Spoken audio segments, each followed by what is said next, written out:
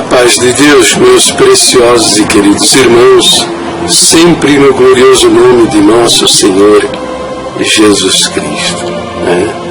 Este nome é maravilhoso.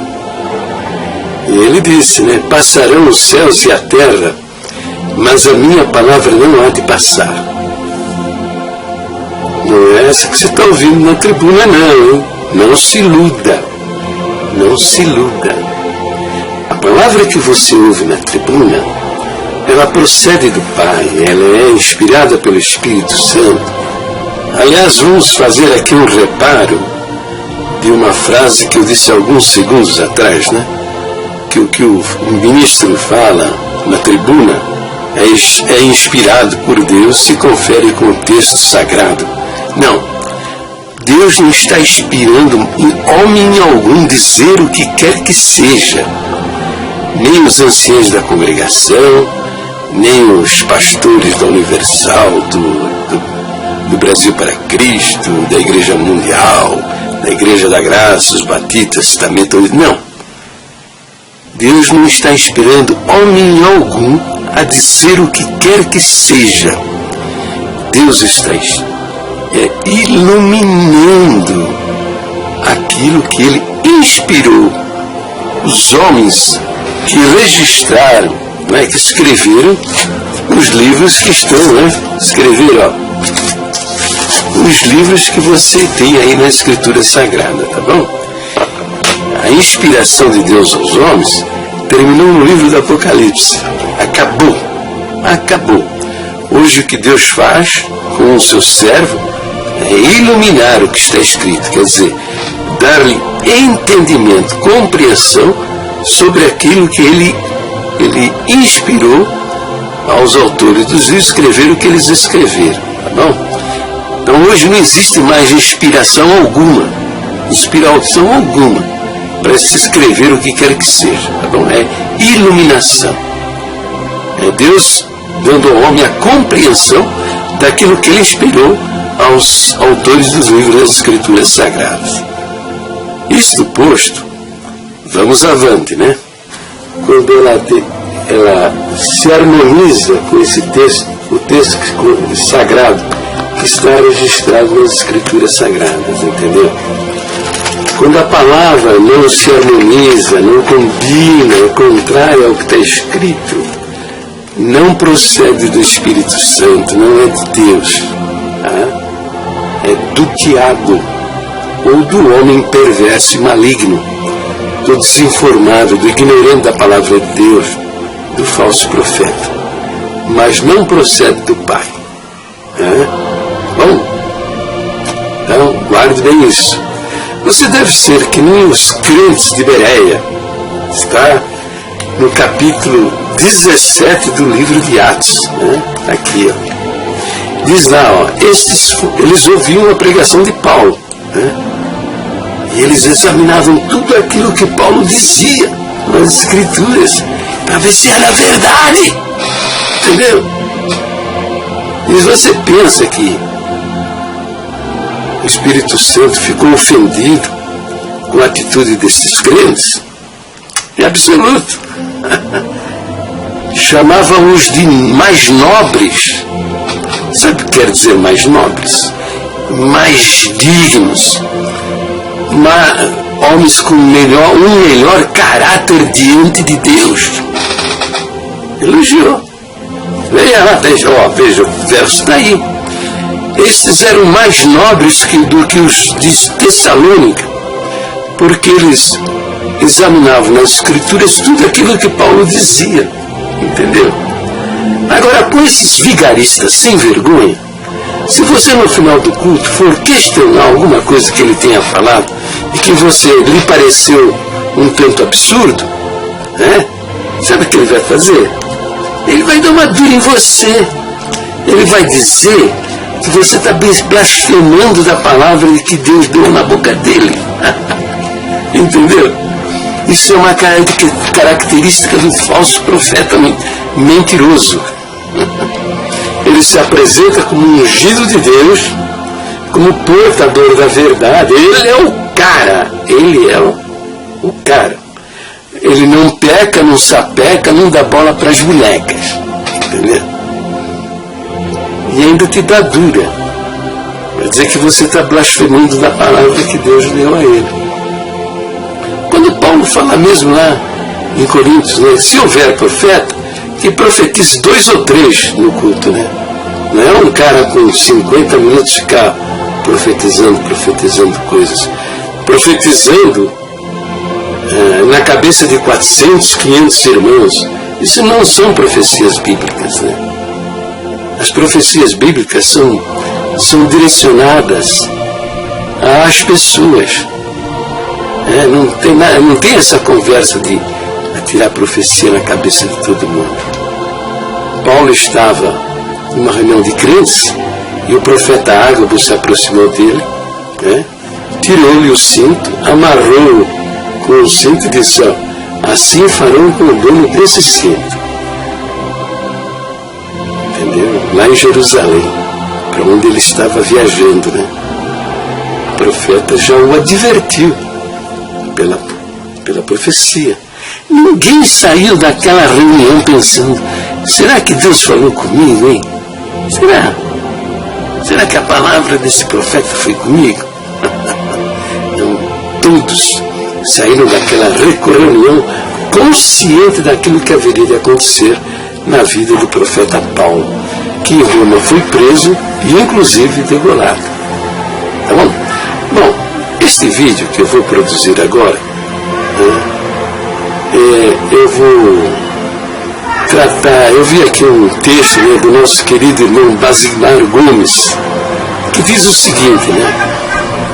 Carta aberta aos servos de Deus da CCB e a quantos possam interessar sobre o batismo do saudoso irmão Francisco.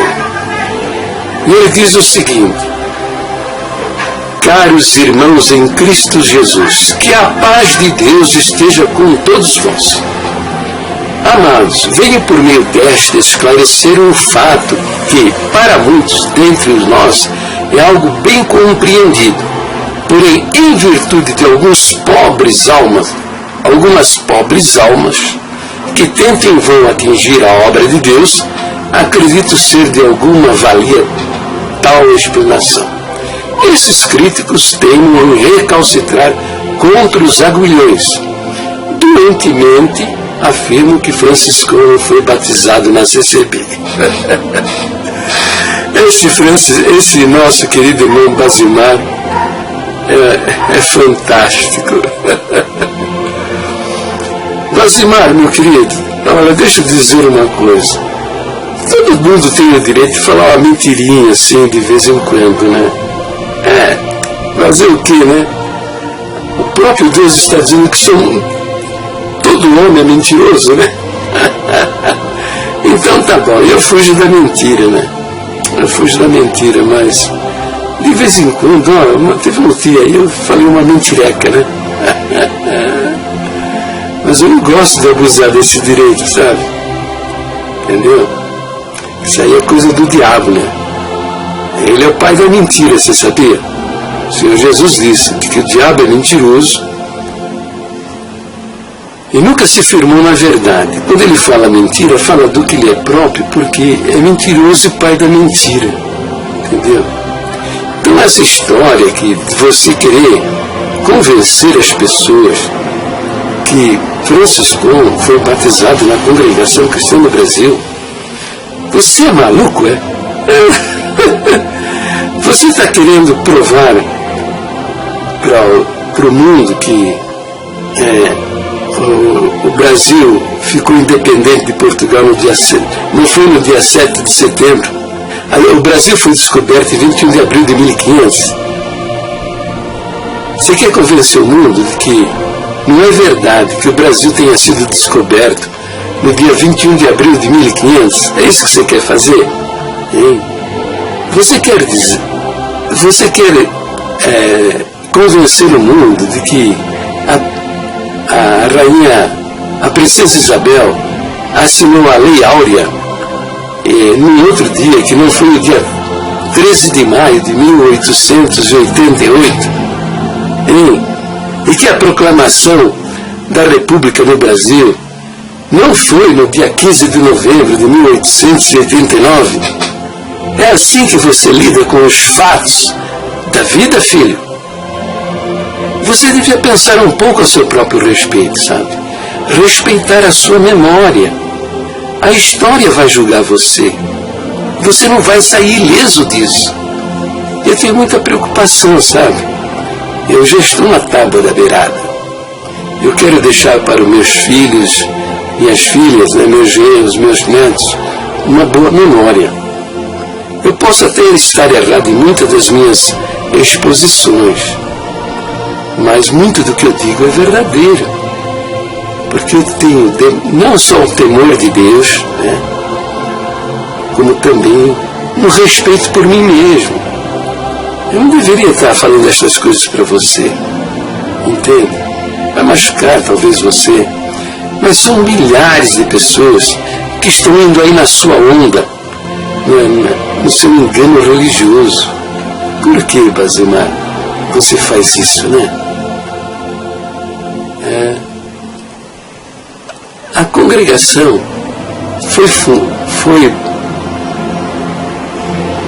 começou a existir como instituição, cujo nome é Congregação Cristã no Brasil, no dia 30 de março de 1936. E Franciscão batizou uma organização religiosa que nem existia. De princípio foi uma comunidade cristã que nem nome tinha, todos reunidos em torno de uma revelação. Apenas isso. Entendeu? Bom, eu não vou nem contar a história, contar essa história, porque nosso querido irmão Onício Fabre já está mostrando uma porção de coisas importantes que você deveria observar. Presta atenção no que ele está dizendo. Presta atenção lá na página que ele tem a respeito da história da CCB. Tem um outro irmão também um historiador, sobrenome Coutinho, também diz coisas importantes. Vai aprender, vai examinar, mas não faça loucura, porque isso que você está falando é uma loucura, tá bom? Ó, eu vou parar esse vídeo por aqui e eu vou publicar um vídeo que eu publiquei já uns anos atrás a respeito desse assunto. É uma playlist, sabe? São 7, 8 vídeos a respeito, tá? Bom, mas há uma coisa importante que eu quero dizer a você, tá? É o seguinte: quem critica muito esses pensamentos, né? Mostrando que Francisco não foi batizado na congregação e que ele não pregava o batismo salvífico e estas coisas todas, né? Quem tem feito mais esse trabalho sou eu, né? Eu já faço isso há 17 anos, tá? E você diz assim, aqui você fala, né? Que você fez essa carta aberta aos servos de Deus da CCB em virtude de algumas pobres almas que tentam e vão atingir a obra de Deus. Primeiro quero dizer a você que eu não sou uma pobre alma. Eu sou uma alma amada pelo meu Deus. Ele me diz que eu sou dele e eu tenho a vida eterna. Eu vou viver com ele em glória por toda a eternidade. E veja, é uma coisa assim maluca, sabe? Onde ele está, eu estou. Onde eu estou, ele está. E quando eu piso na casca da banana, sabe o que ele me fala? Meu filho, eu te amo, você é meu, eu vou levar para a tua glória, para a minha glória. Entendeu? Você está perdoado. Está perdoado, meu filho. E você é meu, eu não, de maneira nenhuma, vou te lançar fora. Eu sou filho do Eterno, o Rei de toda a glória. Tudo que existe é dele e é meu também. Você não sabia? Aquilo que o olho nunca viu, o ouvido nunca viu e nunca penetrou em coração humano, isso Deus tem preparado para aqueles que o amam. Entende? Para mim, filho, está descrito um lugar maravilhoso, onde o Senhor Jesus foi preparar para mim uma mansão para eu habitar nela. Esse lugar maravilhoso chama-se a Nova Jerusalém. E para descrever isso, você lê lá no livro do Apocalipse, ele usa palavras que você... para você entender que é algo muito magnífico. Por exemplo, ruas de ouro transparente. Quem já viu ouro transparente? As portas são de pérolas. Imaginou? A gente conhece pérola desse tamanico aqui, né? Uma porta do tamanho, uma pérola do tamanho de uma porta. Um lugar que não precisa nem da luz do sol, nem da lua, porque a glória de Deus que ilumina aquele lugar. As muralhas são de pedras preciosas que até algumas nós nunca ouvimos falar, e a grande parte delas nunca tivemos bem perto de nós ou nas nossas mãos, entendeu? Então você não está tratando com uma pobre alma, sabe, filho? Entendeu? Pobre alma é aqueles que esperam, a melhor esperança que o cara possui é comparecer diante de um Deus que é justiça absoluta e santidade absoluta, e que certamente vai examinar as coisas da sua vida com lente de aumento, tá? E ele vai ver a sua mentira, a sua hipocrisia, a sua covardia, a sua falsidade, os seus adultérios, o quanto você é mentiroso. E você acha que você vai passar nesse teste? Hein? Recomendo, arrependa-se, converta-se e confie somente naquele sangue derramado na cruz do Calvário para a salvação da sua alma. Bom, e a obra de Deus não é a congregação que está no Brasil, tá? Você e os demais aí da nossa irmandade costumam dizer, né, que a congregação é a graça de Deus, né? Isso é uma infâmia, viu, filho? É uma infâmia. Compararam um sistema religioso cheio de homossexuais, adúlteros, ladrões, mentirosos, falsos profetas. Tem aquela turminha que está envolvida com o meu Deus estranho, Gadu, entendeu? Chamar isso daí de graça de Deus, hein? Eu não estou falando de coisas que acontecem só na congregação, não. Isso que eu falei está em todas as igrejas evangélicas, infelizmente, tá? Porque onde está o homem está o problema. Mas, então isso não é privilégio da congregação, tá? Só que eu não conheço, né? Talvez um grupo ou outro aí diga que é a graça de Deus, essa coisa toda, mas a congregação diz isso o tempo todo. Vocês estão blasfemando daquele sangue derramado na cruz do Calvário. Vocês estão pisando nesse sangue, tá? Blasfemando e pisando nesse sangue, e vocês vão para o fundo do poço do inferno. Bom, e tem mais uma coisa, meu filho. Sabe o que é obra de Deus? Obra de Deus é o operar de Deus no coração do homem. Viu? O próprio Deus se vendo ao mundo, na cruz do Calvário, pagando todas as suas culpas, dando-lhe o Espírito Santo para habitar no seu interior, fazendo dele uma nova criatura e um filho de Deus, e esse homem miserável, pecador, incrédulo, desobediente, viciado, entendeu? Torna-se um homem com virtude e poder do Espírito em sua própria vida, e tem a certeza absoluta da sua salvação, de que vai viver na glória de Deus. A obra de Deus é no coração dos homens, não é num sistema religioso com CNPJ e dominados por homens perversos e mentirosos, fanatizados e desviados das suas próprias doutrinas originais. Você parece um cara maluco, envolvido com tamanhas loucuras. Falar em obra de Deus. Ninguém confessa a salvação? Todo mundo quer entrar no céu com seus próprios esforços, pisando no sangue do Cordeiro, em vez de chamar isso aí de obra de Deus. Sinto muito lhe falar estas verdades, sabe? Eu sei que é doloroso, mas preciso lhe dizer, tá bom? Ah? E você vai dar conta dessas suas más obras.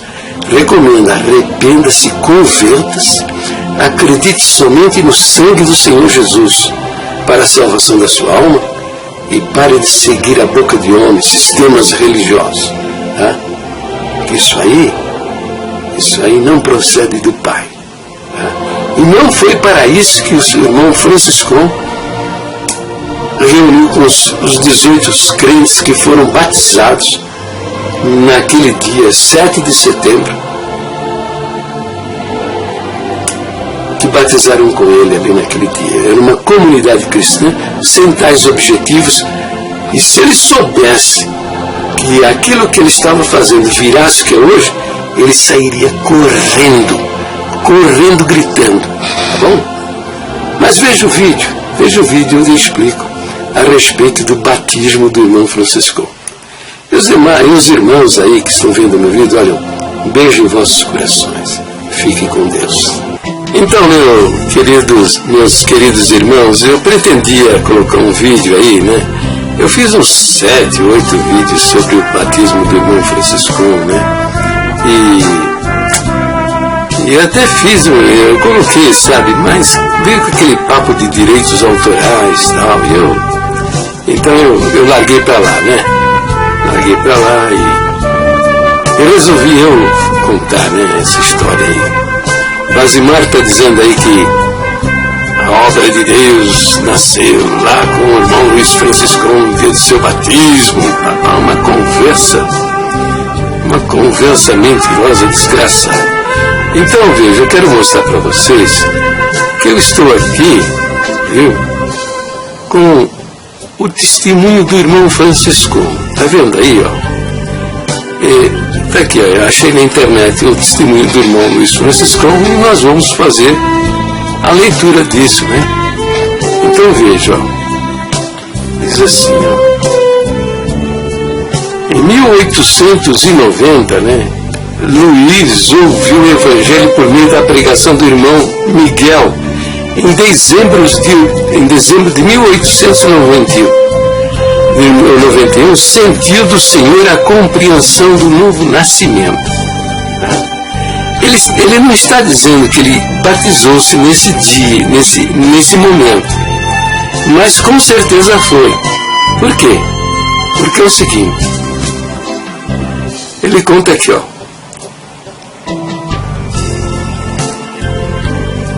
Ele conta aqui que em março de 1892, está vendo aí? Com o grupo evangelizado pelo irmão Nardi e algumas famílias de fé valdense, foi criada nesta cidade a primeira igreja presbiteriana italiana, sendo o senhor Filippo Grilli pastor. Eu fui eleito um dos 3 diáconos e, após alguns anos, ancião. Então veja, ele batizou, ele teve a compreensão do novo nascimento e batizou-se, né? Em dezembro de 1891, ele não diz o dia. 3 meses depois ele já era diácono, entendeu? Então ele batizou lá. E ó, sabe o que é isso aqui, ó? Isso aqui é minha caneca. Pouquinhos cabelos, tá vendo aí? Um pelo aqui, um cabelo aqui, outro aqui. Tá? Então, irmão Luiz Francisco teve a compreensão do novo nascimento, quer dizer, ele nasceu de novo e foi salvo por toda a eternidade com a aguinha na cabeça. Entendeu? É dura vida, entendeu? Então veja, então ele conta que no princípio do ano de 1894, está vendo aqui, ó, encontrando-me em Cincinnati, Ohio, em serviço material, aconteceu que estando uma noite de joelhos em meu quarto, lendo capítulo 2 da carta aos Colossenses, Ao chegar no verso 12, ouvi uma voz que me repetiu por 2 vezes: tu não obedecestes a este meu mandamento. Então respondi: Senhor, jamais alguém me falou neste assunto. Entendeu? Então isso foi no comecinho do ano de 1894 que ele teve uma revelação do Senhor a respeito disso. Tá bom? Mais uma coisa importante: o casamento. Em 1º de janeiro de 1895, tá vendo aqui, ó, casei-me com Rosina Balzano. Presta atenção agora, ó. Salva também em nosso meio, em princípio de 1892. Então vejam, Franciscon batizou, né, lá em 1891, não foi? É dezembro de 1891. E ela, esposa dele, salva no princípio do ano de 1895, com uma irmã salva desde o princípio do ano de 1892. Tá? Vai prestando atenção. Bem, ele falou com a administração da igreja a respeito do batismo, determinado da Escritura, e que o Senhor revelou, mandando obedecer, e todos foram contra, inclusive o pastor. Bom, agora vamos prestar atenção ao testemunho de um outro personagem. Esse irmão Giuseppe Beretta, personagem. Então Franciscon diz, ó, no ano de 1898, o Senhor salvou o irmão Giuseppe Beretta por meio dos metodistas livres americanos. Viu? Então, Giuseppe Beretta foi salvo aonde? Na Congregação Cristã no Brasil? Não, nem existia. Nem se pensava em Congregação Cristã no Brasil. Estavam lá nos Estados Unidos, né? E esse irmão Giuseppe Beretta foi salvo no meio dos metodistas livres americanos. Percebe? E os metodistas livres americanos, eles batizam, ó. Tá vendo isso aqui, ó? Mais outra vez. Estou mostrando aqui a minha careca. Ele foi batizado também e salvo, ó, salvo, hein? Com uma aguinha na cabeça. Tá entendendo? Meu amigo, que coisa, hein?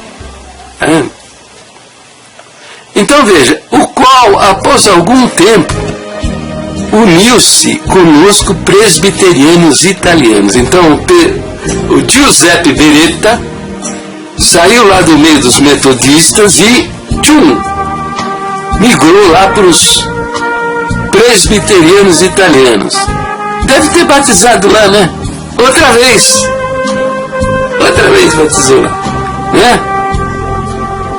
Vai prestando atenção, hein? Vai prestando atenção. Cadê congregação?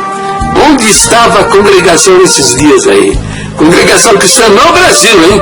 Se fosse ainda congregação cristã nos Estados Unidos, ele ia lá, né? Mas ainda no Brasil, os caras lá nos Estados Unidos, Basimar disse que era congregação cristã no Brasil. É fantástico, hein? É uma maravilha. Então aí veja, Franciscon disse que falou com o irmão Giuseppe Beretta muitas vezes sobre o citado batismo. Falei-lhe também muitas vezes no citado batismo. Mas ele não aceitava, no momento não lhe era dado compreender.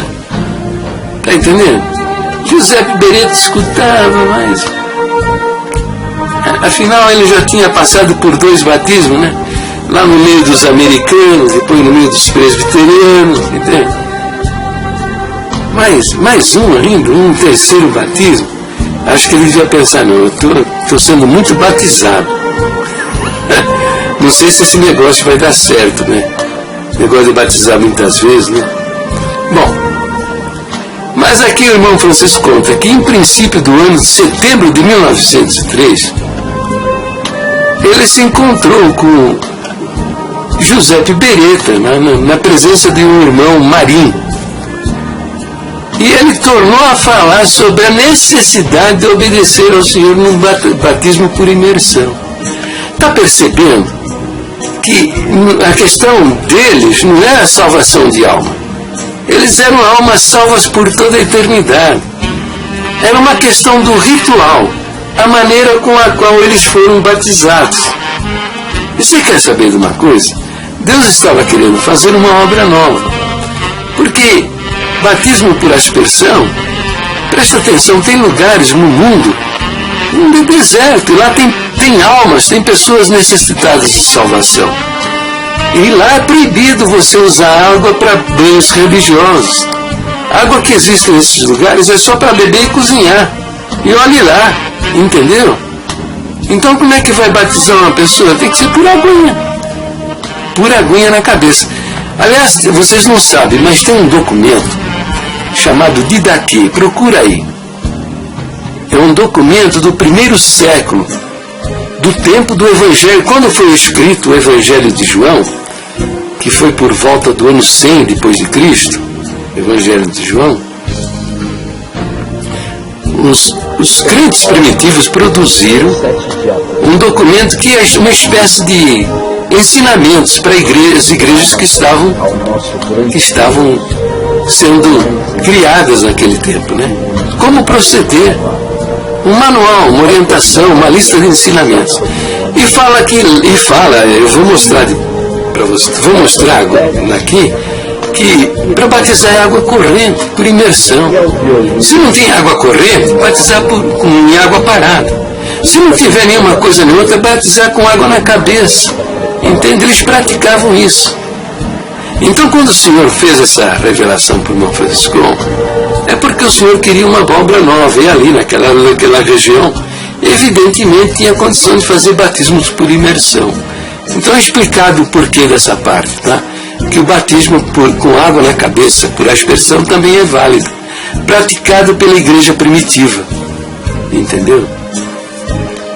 Então, depois que ele falou aqui com o irmão Beretta, né? Em setembro de 1903, o que aconteceu? E servindo-se, então, aquele Francisco fala, servindo-se Deus também de outros meios, o Beretta convenceu-se e 2 dias após fez-se batizar mesmo em Eugene por um irmão americano pertencente à Igreja dos Irmãos, Church of Brethren. Mais um batismo, entendeu? O campeão dos batismos. O José Beretta parece até o Salomão, né, que tinha 300 mulheres e 1000 concubinas. O José Beretta é um campeão dos batismos, batizou tantas vezes, né? E aí ele batizou, né? Aí foi o irmão da Igreja dos Irmãos. Percebe? E a congregação? Cadê a congregação que está no Brasil? Que o Basimar disse que começou no batismo do irmão Francisco. Não é meio doido isso aí? Entendeu? O cara quer convencer todo mundo, né? Quer convencer que o Brasil não foi descoberto 21 de abril, né, de 1500, que foi Cabral que descobriu o Brasil. Entende? Que nós tivemos uma ditadura militar, que Geisel foi presidente durante essa ditadura, foi através de Geisel, né, que nós tivemos de volta a democracia. Basimar certamente deve negar tudo isso aí, isso não aconteceu. Entende? Negar fatos é coisa dura, viu? Basimar é coisa dura. Então aí, veja, nessa ocasião que ele se batizou, né, o Franciscão falou, né, na ocasião lhe disse, irmão Beretta, agora que sois batizados, na próxima segunda-feira, dia 7, que é o dia do trabalho, você me batizará também. Então o que aconteceu? No domingo, dia 6, o pastor da igreja não estava lá, estava viajando, né? E ele, como ancião, foi presidir os cultos. Domingo, dia 6. Então ele falou da necessidade de se obedecer no batismo por imersão, e que no dia seguinte, dia 7 de setembro, a tal hora e em tal lugar, ele ia se batizar. E quem quisesse poderia comparecer. E ele diz, aí vieram cerca de 25. Aí, tá vendo aqui? Dos quais 18 obedeceram juntamente comigo. Fomos imersos pelo irmão Giuseppe Bereto. Então veja, ele em dezembro de 1891 ele batizou quando teve compreensão do novo nascimento. E batizou-se por imersão, né? Mas ele era salvo já, né? E batizou-se por imersão no dia 7 de setembro, né? De quando? De 1903. Então, 12 anos e 9 meses depois do novo nascimento, da salvação, deles confessar-se salvo por toda a eternidade. A irmã Rosina, ele conta lá que ela foi salva em princípios de 1892. Não sabemos, presta atenção, não sabemos se ela batizou em 7 de setembro de 1898. Não sabemos. 7 de setembro de 1903. Não sabemos. Pode ser que ela não batizou nesse dia, batizou muito, 1 ano, 2 anos, 3 anos depois, não sabemos. Mas se ela batizou nesse dia, Franciscão confessa que ela era uma irmã salva já há 12 anos, né? 12 anos e uns meses. Agora, se ela não batizou nesse dia aí que o irmão vai saber quantos anos salva, depois de salva por toda a eternidade, que ela fez o seu batismo por imersão. Então essa conversa de que esses caras inventaram aí que batismo salva, o batismo da congregação salva, a congregação é a verdadeira, a única que salva, você precisa ser crente da congregação para se salvar, isso aí, ó. É conversa mole, é mentira desses caras, são mentirosos. E não tem vergonha, né? Porque eu denuncio isso já há 17 anos. São uns sem vergonha, safados. Querem para o inferno porque não tem amor à verdade e quer levar todo mundo junto. Entendeu? Obedecer ali então com ele 18 irmãos, tá vendo? E começou aquele grupinho ali, né? Era congregação cristã no Brasil? Não era. Entendeu? Depois fundaram uma igreja, né? Igreja que eu não me lembro mais como é que é o nome aí, então, mas tem um nome aí. E só daí veio para o Brasil, foi lá testemunhar, aquele irmãozinho lá no interior lá do Paraná, e aí formou um grupo aqui no Brasil, né? E lá pelas tantas, aí em março, acho que de 1923, acho que é isso, eu não sei, eu vou colocar na tela a data certa aí, né? É que organizaram a congregação cristã, que não era no Brasil, era do Brasil, porque só existia aqui. Entendeu? E tem mais, tá? Veja bem, o que você está vendo aí do seu lado direito da sua tela é o testemunho do irmão Franciscão, que ele sustentou até o ano de 1964, ano da sua morte. E veja, diz o seguinte: resumo de uma ramificação da obra de Deus pelo Espírito Santo no século atual. Está entendendo? E veja também, Congregação Cristã do Brasil. Tá? Então, por aqui você percebe que ele não chama a congregação Ele não cria que a congregação é a única igreja verdadeira, que a Virgem que Deus deixou, todas as outras são prostitutas e outras mentiras mais. Ele considerava as outras igrejas também como o ramo de uma grande árvore que é a obra de Deus. A congregação seria uma ramificação, um ramo desta grande árvore, né? Depois da morte dele, então, o que fizeram? A cambada aí mudou, né? Perverter o testemunho dele para histórico da obra de Deus revelada pelo Espírito Santo. Quer dizer, de uma ramificação, ele passou a ser a própria obra de Deus na face dessa terra. Então você acha que essa enganação diabólica, essas mentiras todas, enganando o povo, isso tem alguma coisa da parte de Deus? Se você acha que isso aí tem alguma coisa a ver com Deus, você não tem noção do caráter de Deus, sabe? Para você, Deus não é o Deus verdadeiro, né? Que é isso, meu filho, presta atenção. Então, é muita mentira para cima da gente, sabe? Presta atenção nesses homens que é tudo vigarista, sabe? É uma cambada de falso profeta mentiroso que não tem tamanho, né? Isso não vai dar certo, gente, não vai dar certo. Oh, se arrepende, se converta, viu? Confie somente no sangue do Senhor Jesus derramado por amor das vossas almas. E meu querido irmão Basimar, para lá de falar mentira, entende? Enganar as pessoas, isso não é bom, entende? Você, ó, isso aí cauteriza a sua mente, entendeu? E você se torna, depois o Espírito Santo não tem o que fazer com você. Porque uma pessoa que não respeita a sua própria consciência, está vendo aí a história, né?